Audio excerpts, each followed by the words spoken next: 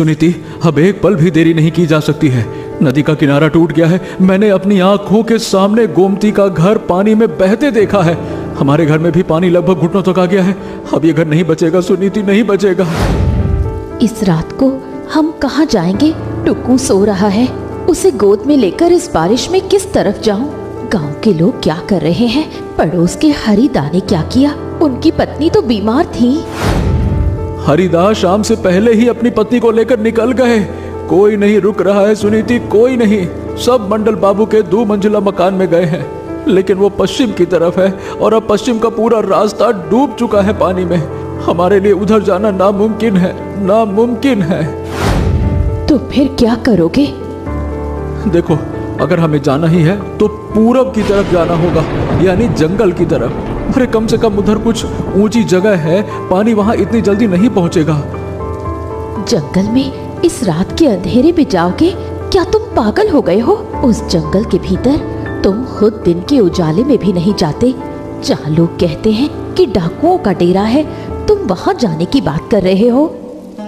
देखो, मैं सब कुछ सोच समझ कर ही कह रहा हूँ सुनीति। अरे डाकुओं के डर से यहीं बैठे रहेंगे तो बाढ़ में बह जाएंगे। ये बिल्कुल वही हाल है कि एक तरफ कुआं, दूसरे तरफ खाई। अरे जब मरना ही है तो जहाँ सबसे देरी में मरेंगे वहां चलते हैं ना। अरे डाकुओं का बाद में देखा जाएगा, पहले बाढ़ से तो बचे। अब इन दोनों में से किसी एक को चुनना होगा। अरे कम से कम डाकू इंसान तो हैं, ये भी तो सोचो। हाथ जोड़ने पर शायद कुछ रहम खा जाए। अरे जान से ना मारे तो गुलामी करवा लेंगे। मैं कुल्हाड़ी ले रहा हूँ, और सुनो, एक बढ़िया मस्त दरात भी ले लो, हंसिया। ठीक है, लेकिन मन ही मन भगवान को याद कर लो।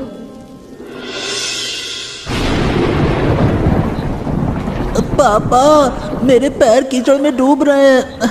मैं और नहीं चल पा रहा हूँ। हम कहाँ जा रहे हैं? हमारा घर कहाँ है? अरे बेटा, घर पानी के नीचे डूब गया है बाबू। अब हमें रहने के लिए नई जगह ढूंढनी होगी। पापा, क्या इस जंगल में बाघ है? माँ कहती है कि जंगल में भूत और डाकू रहते हैं। मुझे डर लग रहा है पापा। अरे मेरे बेटे, डरने की कोई बात नहीं है रे बाबू। पिताजी है ना, और भूत भूत कुछ नहीं होता है। माँ तुझे बस डराती है ना? अजी, सुनते हो? इसका शरीर मुझे गर्म लग रहा है। बारिश में भीगने की वजह से कहीं ठंड तो नहीं लग गई? जल्दी से रहने के लिए कोई जगह ढूंढो। कोशिश तो कर रहा हूँ सुनीति, ये क्या कहूँ। इस कीचड़ में चलना आसान बात थोड़ी है, लेकिन रुकने से काम नहीं चलेगा। आगे बढ़ना होगा। चलो चलो चलो। पापा, मैं बड़ा होकर ना तुम्हारी तरह लकड़हारा नहीं बनूंगा। मैं पक्का मकान बनाऊंगा जो कभी पानी में नहीं डूबेगा। मैं तुम्हें और माँ को उसी घर में रखूंगा। ऐसा ही होगा रे बाबू। तू पढ़ लिख कर ना बड़ा आदमी बनेगा, बड़े बड़े पक्के मकान बनाएगा। वो देखो, सामने शायद कोई ऊंची जगह दिख रही है। वहां हम थोड़ी देर आराम कर सकते हैं।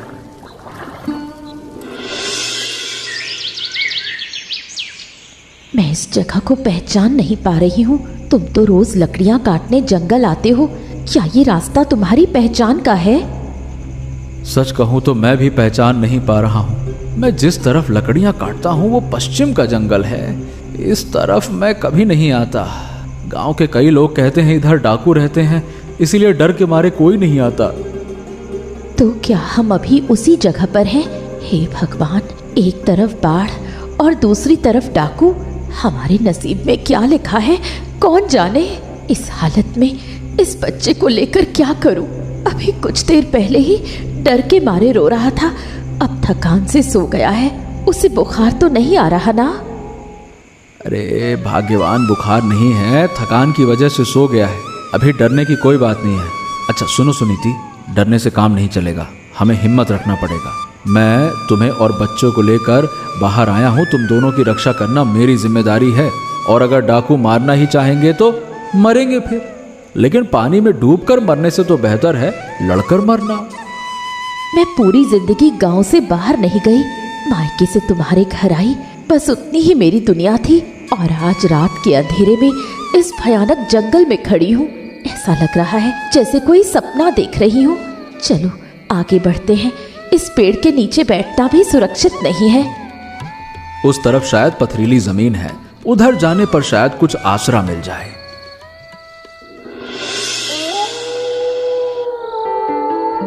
अरे कौन हो तुम लोग? इस रात में यहाँ क्या कर रहे हो? जानते नहीं ये किसका इलाका है? तुम्हारे हाथ में क्या क्या है? क्या कुल्हाड़ी? अरे अभी इसी वक्त इसे जमीन में फेंक दो, नहीं तो अच्छा नहीं होगा। हाँ भैया कुल्हाड़ी फेंक रहा हूँ। मैं लकड़हारा भोला हूँ, नदी किनारे के गांव से आया हूँ। बाढ़ में हमारा घर बह गया। बेटे और पत्नी को बचाने निकला था और अंधेरे में रास्ता भटक गया। अरे हम किसी की बात पर भरोसा नहीं करते। यहाँ कितने ही लोग जासूसी करने आते हैं। हालांकि तुम्हारा चेहरा देखकर नहीं लगता कि तुम लोग खतरे वाले हो, लेकिन ये सरदार को समझना होगा। चलो तुम्हें सरदार के पास ले चलते हैं। भागने की कोशिश मत करना, चलो। भागेंगे नहीं भैया, कहाँ भागेंगे? पीछे पानी है, सामने तुम लोग, चारों तरफ रास्ता बंद है। और सरदार के सामने सब कुछ बताना होगा। चलो। सरदार, जंगल में एक परिवार मिला है। ये लोग खुद को लकड़हारा कह रहे हैं कि बाढ़ में घर बह गया और रास्ता भटक कर इधर आ गए हैं। अब आप जो कहेंगे वही होगा सरदार। इन्हें मार कर भगा दें या रखें? पास आ रहे लकड़हारे, देखूं तेरा चेहरा तो देखूं। मैं विक्रम हूँ, लोग मुझे इस जंगल का राजा कहते हैं, लेकिन देख रहा है ना अभी राजा के शरीर की क्या हालत है। इस बरसात में कहीं जा नहीं पाता, कुछ कर नहीं पाता, बस दिन भर लेटे लेटे गुफा की छत देखता रहता हूँ। सरदार मैं आपके पैर पड़ता हूँ, मुझे और मेरे परिवार को मत मारिए। मैं एक गरीब लकड़हारा हूँ, मुझे मारकर आप लोगों को कुछ भी हासिल नहीं होगा। मेरे पास कुछ भी नहीं है, जो कुछ था सब पानी बहा कर ले गया। आप चाहे तो हम आपके लिए लकड़ियां काटेंगे, पानी लाएंगे, जो कहेंगे वो करेंगे। बस हमारी जान बख्श दीजिए हमारी जान बख्श दीजिए। उठ। अरे पैर में पड़ने की जरूरत नहीं है। मैं डाकू हूँ रे डाकू, कातिल नहीं।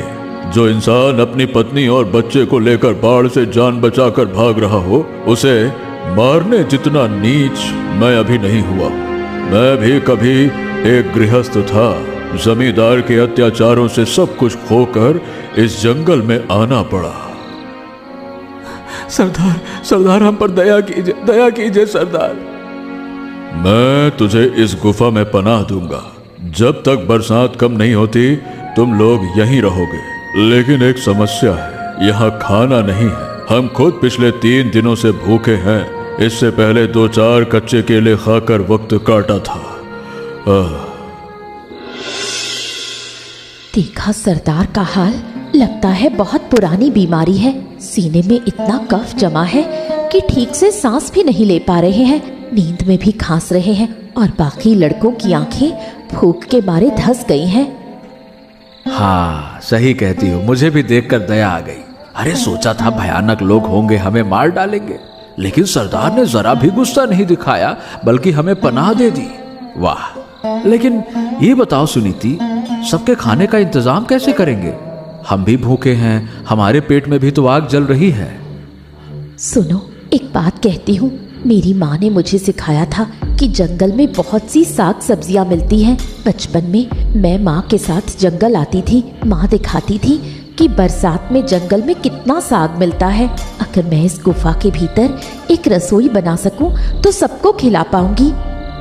हैं? गुफा के अंदर रसोई कैसे करोगी भला? चूल्हा कहाँ है, बर्तन कहाँ है, ना तेल ना मसाला, किस चीज से पकाओगी बताओ? मिट्टी से चूल्हा बना दूंगी। गुफा में पत्थर तो है ही, तुम अंदर सूखी लकड़ियां इकट्ठा करके रखो। मैं डाकुओं से कहकर जंगल में साग पत्ते मंगवाती हूँ। मैं सब संभाल लूंगी, मुझ पर थोड़ा भरोसा रखो। क्या क्या मिला बताओ तो, मैं देखती हूँ कौन सा क्या है। वाह, बहुत बढ़िया। इन सबको मिलाकर एक शोरबा बनाया जा सकता है। लेकिन नमक कहाँ से मिलेगा? नमक के बिना तो खाने में स्वाद ही नहीं आएगा। नमक हमारे पास है थोड़ा सा। सरदार हमेशा कुछ नमक और मसाले गुफा में रखते थे, वो सब मैं तुम्हें दे दूंगा। हमारे पास पकाने के लिए जो कुछ है सब तुम्हारा है। तब तो काम बन जाएगा। लेकिन भाभी, सच कहूँ तो मैंने 12 साल डकैती की है, पर कभी सोचा नहीं था कि कोई हमारे लिए खाना बनाएगा। हम तो चोर डाकू हैं, हमें देखकर तो लोग भाग जाते हैं, और तुम हमारे लिए खाना बना रही हो, ये बात मुझे समझ नहीं आ रही। भूख की कोई जाति या धर्म नहीं होता फणी भाई। भूखे को खाना खिलाना पुण्य का काम है, चाहे वो इंसान कोई भी हो। तुम डाकू रहे या राजा, मुसीबत में सब बराबर हैं। और तुम लोगों ने तो इस आफत में हमें आसरा दिया है। क्या ये छोटी बात है? अगर तुम लोग ना होते तो आज रात हम तीनों पानी में बह गए होते। भाभी, बहुत दिनों बाद किसी ने हमसे इतने प्यार से बात की है। पता है भाभी, जब मैं 5 साल का था ना, तभी माँ गुजर गई थी। उनका चेहरा भी मुझे ठीक से याद नहीं है। तब से इन्हीं रास्तों पर भटका हूँ, मार खाई है, चोरी की है, और आखिरकार डाकू बन गया। लेकिन आज जैसे माँ की याद आ रही है। फणी भाई, तुम्हारी माँ अभी भी है, देखना एक दिन सब ठीक हो जाएगा। वाह, ये कैसी खुशबू आ रही है। कौन खाना बना रहा है? फणी, अरे ओ फणी, गुफा में क्या हो रहा है? मुझे उठने में मदद कर, मैं देखना चाहता हूँ। अरे पकड़, मेरा हाथ पकड़। न जाने कितने ज़माने बाद खाने की ऐसी खुशबू मिली है। सरदार, मैं लकड़हारे की पत्नी हूँ। थोड़ा साग का शोरबा बनाया है। जंगल में अरबी, हेलेनवा और कलमी साग मिला था। बीमारी में गर्म शोरबा पीने से शरीर में थोड़ी ताकत आएगी। आइए, धीरे धीरे आइए, जबरदस्ती मत कीजिए। फणी भाई, सरदार को पकड़ो। तुम तो महान हो। इस गुफा में आकर तुमने रसोई सजा दी। मेरे बच्चे 3 दिन से भूखे पड़े हैं, तुम उन्हें भी खिलाओ। अरे अब मैं बूढ़ा आदमी हूँ, बीमार हूँ, पता नहीं कितने दिन जीऊंगा। मुझसे ज्यादा खाने की जरूरत उन्हें है। सबको मिलेगा सरदार, आप चिंता मत कीजिए, सबके लिए काफी होगा। पहले आप खाइए, आपके शरीर को ताकत की जरूरत है। ये पौष्टिक खाना खाकर आप ठीक हो जाएंगे। मेरा खाना बन गया है, आप बैठ जाइए। तुम्हारे हाथ का खाना तो मैं जरूर खाऊंगा।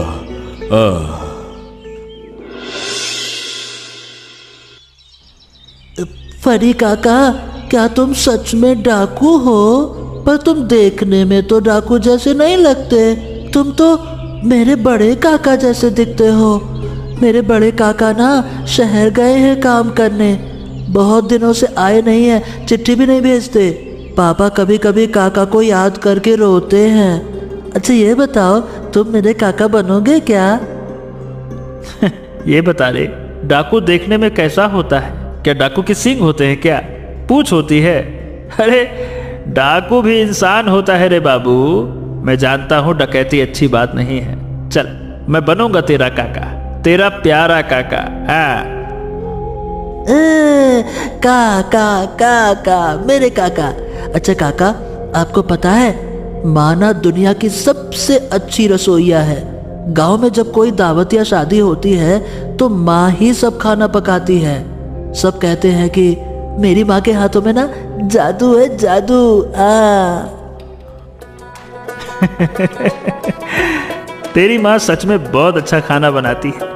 सरदार ने खुद खाकर तारीफ की है, हम सबको बहुत अच्छा लगा। तेरे माता पिता दोनों बहुत अच्छे इंसान हैं रे। ऐसे लोग भी दुनिया में होते हैं, ये मुझे आज ही पता चला।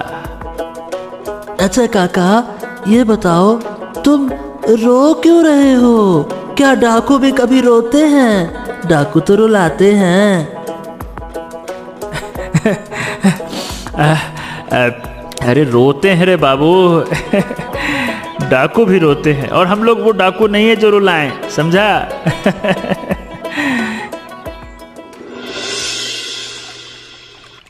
ए सुनीति, एक बार बाहर तो देखो। जहां तक नजर जाती है बस पानी ही पानी। गांव, मैदान, खेत सब डूब चुके हैं। देखो, ऐसा लग रहा है जैसे समंदर जमीन पर उतर आया हो। हमारा घर जहां था वहां शायद अब मछलियां तैर रही होंगी, लेकिन इस गुफा के अंदर पानी नहीं आ रहा है। ये तो भगवान की दया है कि उन्होंने हमें यहाँ भेज दिया। अगर गांव में होते तो आज बह गए होते। इस गुफा ने ही हमारी जान बचाई। और रसोई में देखो, मैंने कितना कुछ इकट्ठा कर लिया है। भड़ी भाई और उनकी टोली के लड़के रोज जंगल से जो कुछ ला पाते हैं, सब मिलाकर काफी इंतजाम हो गया है। कल पुंटी मछली का शोरबा बनाऊंगी। सुनीति, तुमने तो इस गुफा को ही घर बना दिया है। मुझे तुम पर पूरा भरोसा था और तुमने उसे सच कर दिखाया। सब लोग तुम पर गर्व कर रहे हैं। हमारी ये नेकी शायद एक दिन इन्हें सचमुच बदल देगी।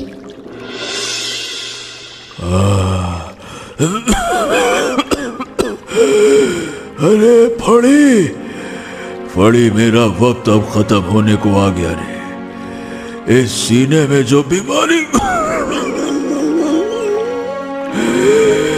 इस सीने में जो बीमारी घर कर गई है, अब वो नहीं जाएगी। मैं जानता हूँ फेफड़े सड़ चुके हैं। मैं अब ज्यादा दिनों का मेहमान नहीं हूँ।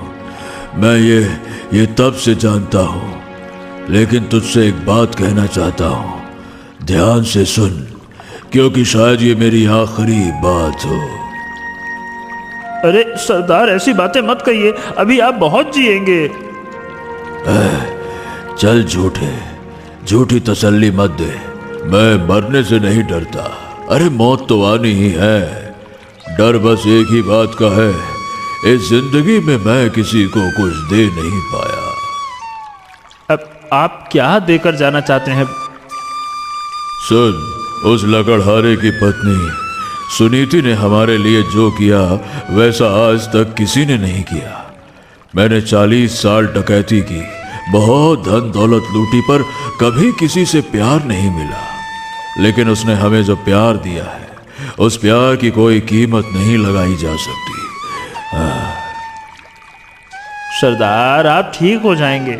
भाभी रोज आपके लिए जड़ी बूटी का काढ़ा बना रही है ना, आप पी रहे हैं तो कुछ तो आराम मिल रहा होगा ना। पानी कम होते ही हम डॉक्टर को दिखाएंगे, आप चिंता ना करिए। अरे नहीं रे, अरे डॉक्टर भी अब क्या कर लेगा है? लेकिन मेरे पास एक चीज है।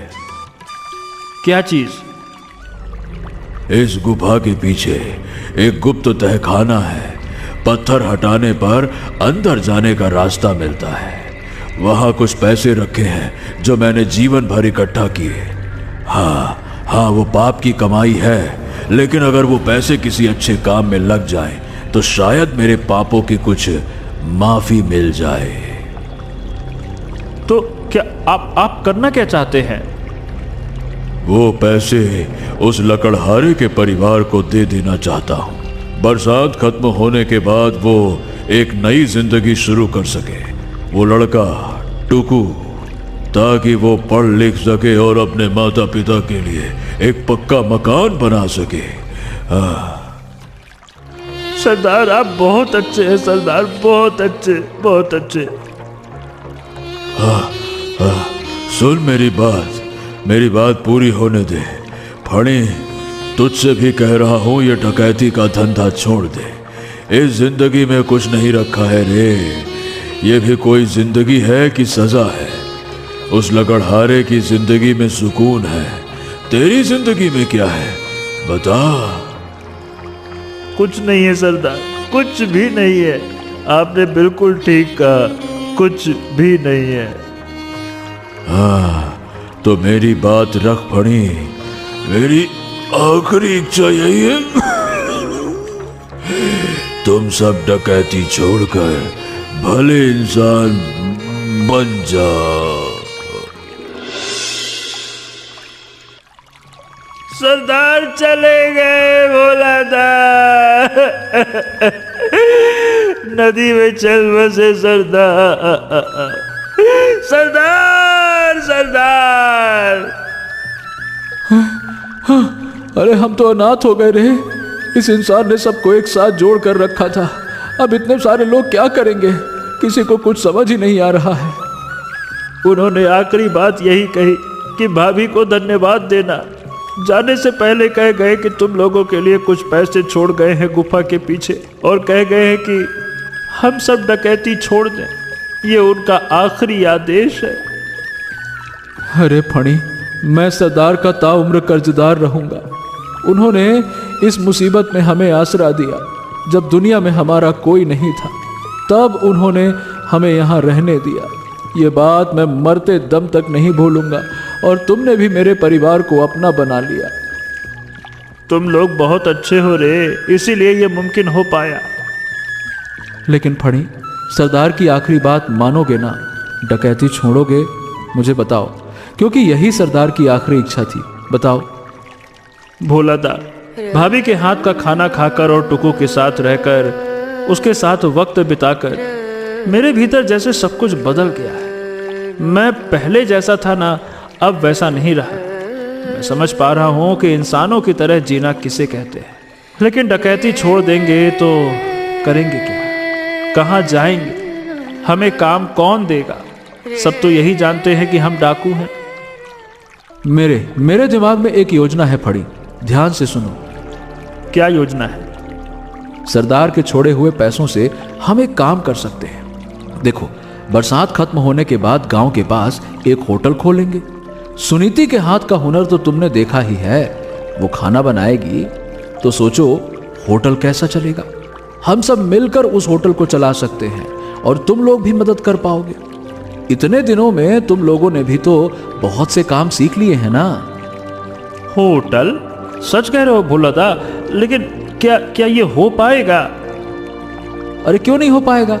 कोशिश तो कर ही सकते हैं ना। और यही उनके प्रति सच्ची श्रद्धांजलि होगी। सरदार बहुत खुश होंगे। फणी भाई, देखो धूप निकल आई है। कितने दिनों बाद ऐसा साफ आसमान देख रही हूँ। लग रहा है पानी उतरने लगा है। दूर जमीन दिखाई दे रही है। कुछ ही दिनों में सब सूख जाएगा। वाह, सचमुच इतने दिनों बाद ये सब देखकर बहुत अच्छा लग रहा है। बहुत अच्छा। जब सब ठीक हो जाएगा तब हम नए सिरे से शुरुआत करेंगे। मेरे पति ने तुमसे होटल के बारे में बात की। तुम्हारी टोली के लड़के क्या कह रहे हैं? उनसे बात हुई तुम्हारी? भाभी, तुमसे एक बात कहता हूँ। मेरी टोली के सारे लड़के राजी हैं। किसी एक ने भी मना नहीं किया।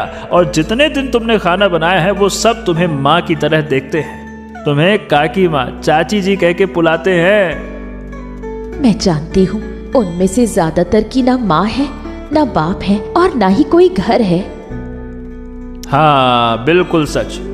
बचपन से सड़कों पर भटके हैं, मार खाई है और आखिरकार सरदार के पास आकर डाकू बन गए। डकैती के अलावा वो कुछ नहीं जानते। लेकिन तुमने उन्हें दिखा दिया कि एक दूसरी जिंदगी भी मुमकिन है। वो अब ईमानदारी से जीना चाहते हैं। भाई, इंसान बदलता है। तुम खुद इन कुछ दिनों में बदल गए हो। इतने दिनों में हमें जो तजुर्बा मिला है, उसी तजुर्बे को लेकर अब हम बाहर जाएंगे और अपनी इस रसोई को और बड़ा बनाएंगे। इस बरसात ने हम सबको सिखा दिया कि रसोई के काम में कैसे मदद की जाती है। हम बहुत कुछ सीख गए हैं भाभी, और अब हम तुम्हें इतनी मेहनत नहीं करने देंगे। हमारा होटल हर गरीब दुखिया के लिए खुला रहेगा और वहाँ सबकी जगह होगी फणी भाई। तुम्हारी टोली के लड़कों की और उन जैसे अनगिनत गरीब परिवारों और पूरे गांव की। हमारी ये रसोई बहुत से लोगों का भला करेगी। भाभी, तुम सिर्फ खाना बनाना ही नहीं जानती, अरे तुम्हारा दिल भी बहुत बड़ा है। हमारे सरदार इंसान पहचानने में कभी भूल नहीं करते थे। ये बात तुम दोनों को देखकर ही हम समझ पाए थे। खैर, अब से सबको साथ लेकर धीरे धीरे काम में जुटना होगा। मैं जाता हूँ और सबको बताता हूँ। देखा ना आपने, इस महाविपत्ति के बाद भी अगर हम ईमानदार रहें तो न सिर्फ हमारे सामने अच्छे दिन आए, बल्कि हमारे साथ साथ कई लोग भी बदल गए जो पहले कितने बुरे इंसान थे। इसलिए अगर आप सब अच्छे बने रहेंगे तो आपको देखकर ये समाज भी बदलेगा। हमारी ये कहानी आपको कैसी लगी हमें कमेंट करके ज़रूर बताइएगा और चैनल को सब्सक्राइब करके दोस्तों के साथ में शेयर कीजिएगा।